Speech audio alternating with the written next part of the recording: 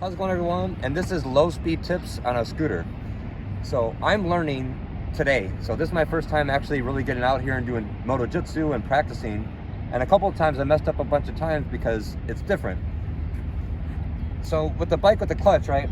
When I want the power, like when you feel like you want to put your foot down, you ease out the clutch maybe a half an inch to give the bike power to stand it back up. And that's how you modulate your speed with low speed maneuvers with the clutch. That's the most important thing.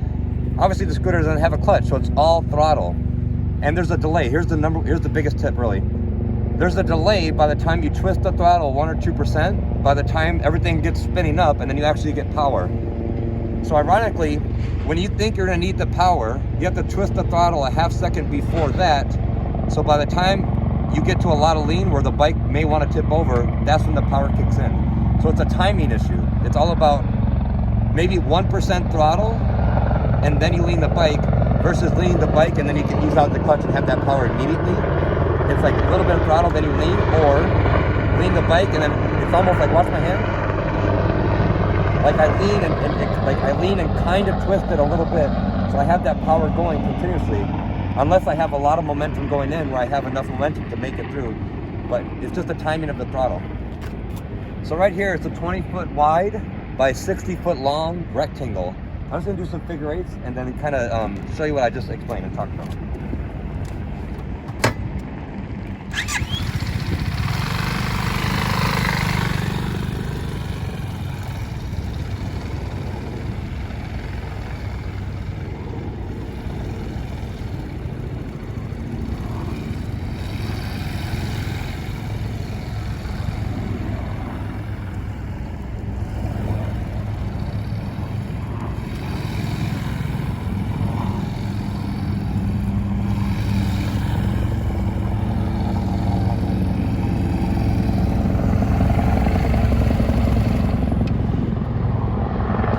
One thing for sure is what I think about.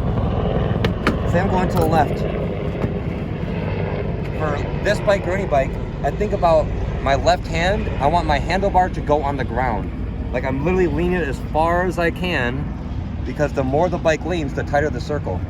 And I have no tank to squeeze or use my knees. That's all irrelevant. I'm not even doing anything with my legs really. But it's mainly just I want that bike to lean really, really far.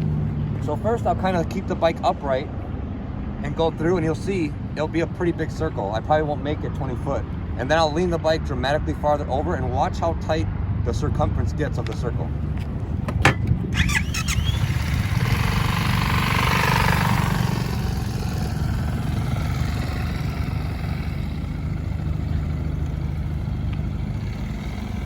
Without much lean, it's pretty much up and down, big circle.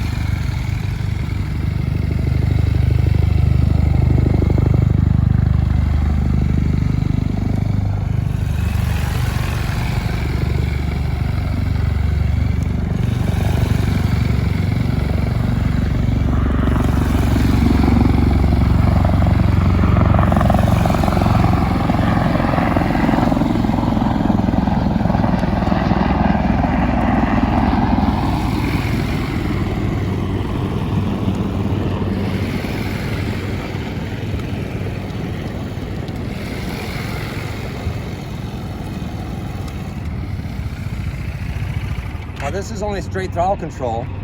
I can if I needed to. So I want to keep control of the handlebar so I can actually turn. So maybe just one finger up and maybe 2-3% rear brake. Just a tiny little bit with that rear brake to help slow the bike down, kind of like an anchor behind a boat. So now I'll do the same circles, but I'll drag a little bit of rear brake. You can do it with the rear brake or without. There's no real right or wrong. As long as you accomplish what you're trying to do, that's the right answer.